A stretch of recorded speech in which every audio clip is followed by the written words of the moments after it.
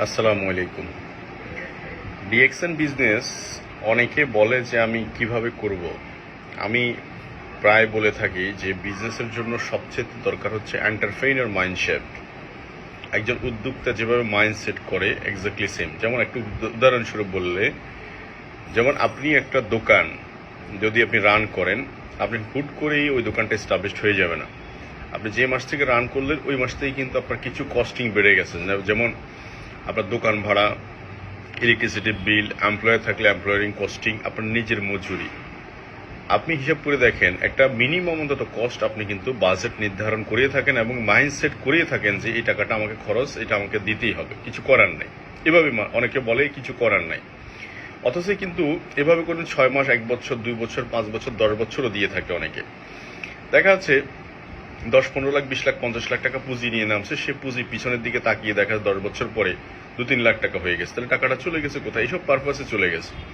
তাহলে ডিএক্সএন বিজনেসটা আমরা আইডিটা ফ্রি পেয়েছি, কিন্তু আমাদের কোনো দায়বদ্ধতা আমরা এখানে কিন্তু গায়ে লাগাচ্ছি না। কেন? কারণ প্রত্যেকটা অফিসের ভাড়া কোম্পানি দেয়, ইলেকট্রিসিটি বিল কোম্পানি দেয়, এসি বিল কোম্পানি দেয়, স্টাফ বিল কোম্পানি দেয়, প্রোডাক্ট ইম্পোর্ট কোম্পানি করে, সমস্ত লাইবিলিটি কোম্পানি। এই কারণে অনেকে এই লাইবিলিটিটুকু মাথায় পেন হিসেবে নিতে চায় না। এটাকে মাইন্ডসেট না করলে তো আসবে না। কারণ হাতে আপনি সরাসরি ফিজিক্যালি দিচ্ছেন না, কিন্তু এটা তো মাইন্ডসেট করতে হবে। এজন্য আমি প্রায় বলি, আমি যখন ডিএক্সএন প্রায় প্রথম বিজনেস শুরু করেছি, আমার মধ্যে যখন যদি কোনোদিন কাজ করতো এটা যে এ মাসে পিবি না করলে কি হবে, আমি প্রথম থেকে ডিসাইড করে নিয়েছি যে আমি যদি একটা দোকান দিতাম আমার এলাকায়, একদম খুব লো বাজেটে, অন্তত 5,000 টাকা দোকান ভাড়া দিতে হতো। এই টাকাটা দোকানে ইনকাম হলেও দিতে হইতো, না হলেও দিতে হইতো। তাহলে হোয়াই নট ডিএক্সএন সিস্টেমে আমি আমার মেনটেনেন্সটা অন্তত করছি না। এবার আসেন, লিডার হিসেবে যদি আপনি নিজেকে প্রুভ করতে চান, আপনি যদি বিজনেসে 1300 পয়েন্ট নাই করেন, তাহলে আপনি আপনার বিজনেসের রোল প্লে করতে পারবেন, আপনি গেম চেঞ্জ করতে পারবেন না। কখনো এটা সম্ভব নয় যে কাজটা আমি করি না সেটা আরেকজনকে দিয়ে করানো। এক। দ্বিতীয় কথা হচ্ছে, আমি প্রায় মিটিংয়ে বলে থাকি, আপনি ভালো ফুড গুড ইউজার, দেন আপনি গুড বিজনেসম্যান। আপনি প্রোডাক্ট কিনবেন তো কেনাইতে পারবেন। এই জন্য আমি প্রায় আমার ডিস্ট্রিবিউটর যারা প্রোডাক্ট কেনে, আমি তাদের সাথে মন খুলে কথা বলি। যারা কেনে না তাদেরকে বলছি ঠিক আছে, আপনি সিদ্ধান্ত নেন। দেখুন, প্রোডাক্ট না কিনলে উনি আরেকজনকে কিভাবে উৎসাহিত করবে? প্রোডাক্ট ইউজ না করলে সে কিভাবে আরেকজনকে প্রোডাক্ট ব্যবহারের কথা সম্বন্ধে বলবে?